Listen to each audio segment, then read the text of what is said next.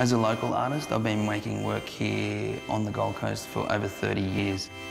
I remember vividly opening a book for the first time and seeing the works of Warhol, Haring, Basquiat, and that imprinting on my mind to influence my style to where it is today in my practice. Having these works here for locals, and especially local artists, to be able to go in and be in the presence of such greatness is just such a fantastic opportunity.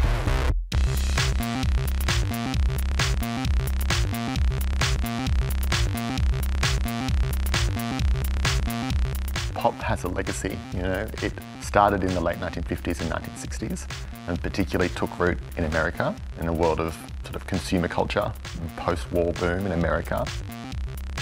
Pop art, in its very pure sense, takes the ordinary and turns it into something extraordinary. It was the first time really that an art movement, I feel like it became more accessible to the average person. This exhibition, Pop Masters, brings together the work of 15 artists to tell a story of pop art. It really begins with Andy Warhol, and then contemporaries of his, Keith Haring and Jean-Michel Basquiat. And from there it builds a kind of pop universe, featuring contemporary artists like Catherine Bernhardt, Kaws, Damien Hirst, Koons. Ultimately, it is a look at pop and its influence over the last 5 decades. What I was really interested in was the idea of exploring private collections. So the Mugrabi collection alone, they have something like 800 to 1,000 works by Andy Warhol. It's an extraordinary collection. Very rarely do they agree to an entire exhibition from their collection. We have a beautiful suite of work with Warhol that really focuses on portraiture. And that is everything from fellow artists of the time, beautiful image, particularly a favourite of mine is the work that captures Keith Haring and his partner Wanda Bose.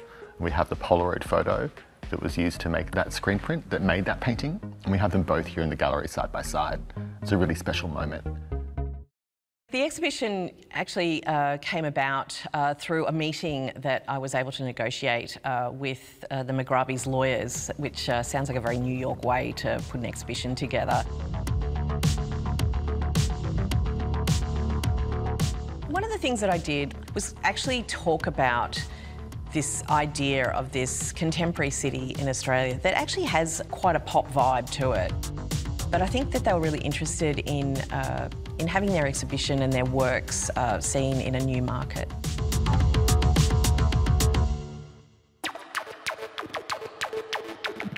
The heart of the show for me is a particularly beautiful Keith Haring work, the largest scale Keith Haring work in the show.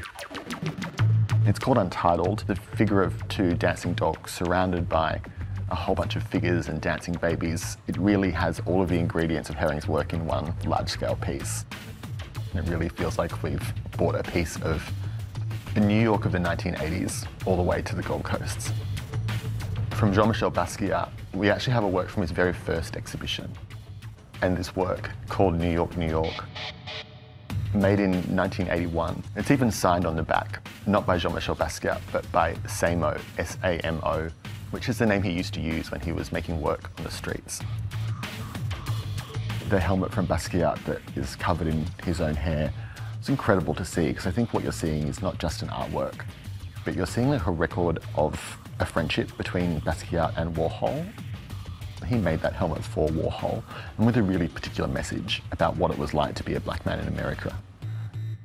So seeing it feels like you're seeing a piece of social history at the same time as you're seeing an artwork. We finished this exhibition with an NFT by Andy Warhol, which is a bizarre concept. When we first heard about it, I was just instantly intrigued. It draws on images that Andy made in 1985 using a Commodore computer at the time. So we finished the show with a work from Warhol from Beyond the Grave.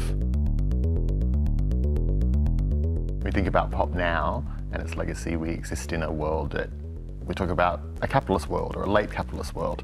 And it's a really fertile ground for artists to make work that talks to those same themes as pop art. There are so many artists I'm really excited to have in the show alongside these 3 central artists. One that I'm really drawn to is Catherine Bernhardt. We have a really large-scale painting from her that I feel like is a really great contemporary response to Warhol. If you talk about pop art as being this idea of taking the material of the everyday world and of the world around us and transforming that into art, Catherine really does that for the 21st century. What's been great with this exhibition, even though it's 15 international artists, is being able to try and think about how we can connect with local artists as part of it.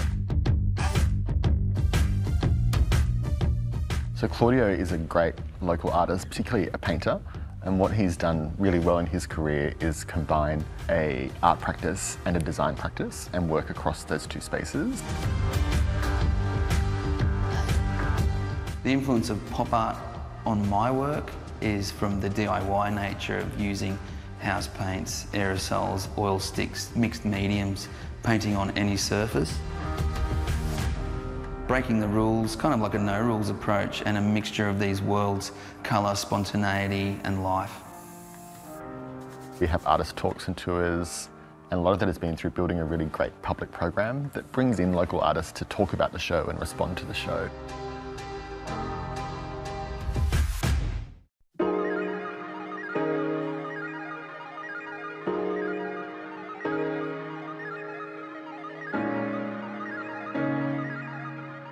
I grew up on the Gold Coast myself, and so to bring a show of this scale to a city where I grew up, I can only imagine the impact this would have had on me as a teenager. So I particularly love the idea of, the kids of the Gold Coast coming and seeing this show and realising, hey, art is for me. That moment can be so transformative. One of the things this show does is shows you all the things that art can be and the different approaches you can take. So I think having that actually in your city, and you didn't have to travel halfway around the world to catch a show, should have a grassroots impact with local artists.